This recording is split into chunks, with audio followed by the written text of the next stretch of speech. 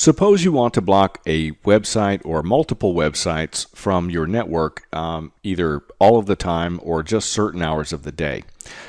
This process may seem like it should be straightforward, but it's actually not quite so simple. Let's examine the websites block.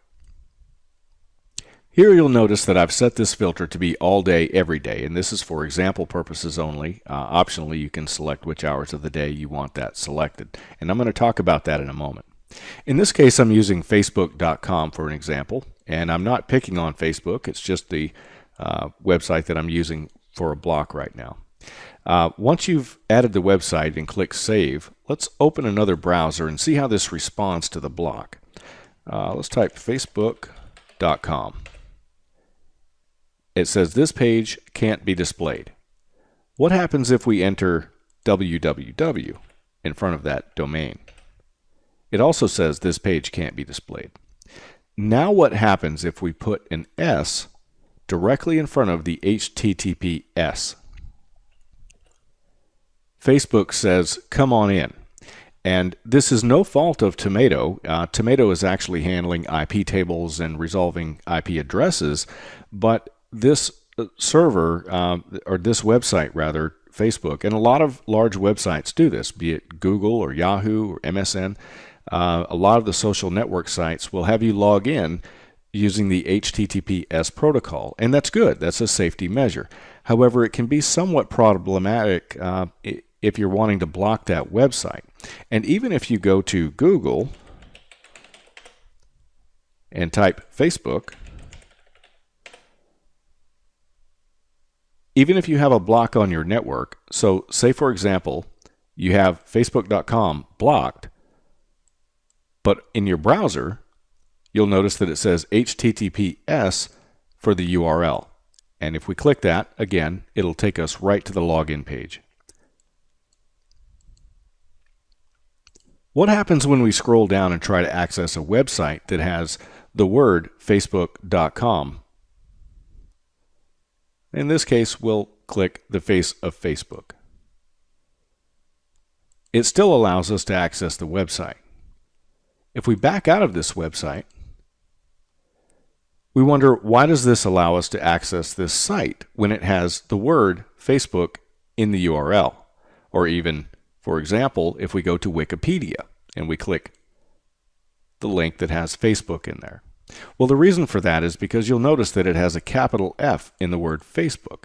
So if we back out of this website and we go back to our filter, and if we change this to Facebook and click Save,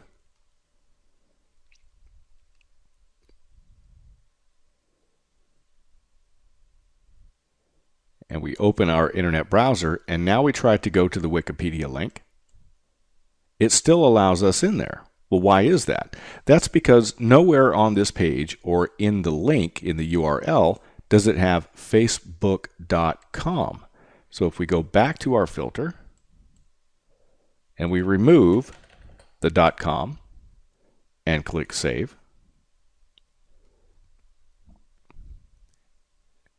and we open up our internet browser and say we want to click on that link again, notice that the word Facebook is in the URL. It says this page can't be displayed. And the reason for that is because the way Tomato works with the URLs, with the IP tables rather, and Linux is very case sensitive, uppercase and lowercase. So there's a lot of things going on here. You have the IP tables and domains being resolved within the router, but you also have the response from the host out there on the web. So how do we get more control over these websites? Well, if we navigate back to our router and we go back into the websites block, I'm going to copy a set of rules and I'll paste those in there. You'll notice that we have Facebook, which is the word, Facebook with a caret symbol in front of it, a period that begins with a $sign at the end, and also the caret and the dollar at the end. The one with the caret in front of Facebook.com is any website or domain that begins with Facebook.com. with the dot and the dollar sign at the end is any website that ends with, and this can also be a word. So by applying this block, this is a more granular level of being able to control websites that can be seen or accessed from within our network. And if we open our internet browser, and now we try to go to Facebook at Wikipedia, you'll see that we're still able to access this page. Well, if we back out of this and open up our filter again, what I'm going to do now is copy a different set of rules. These are just like the previous rules, only this time they have capital letters. So even the word Facebook is capitalized. And I'm going to apply these and click Save.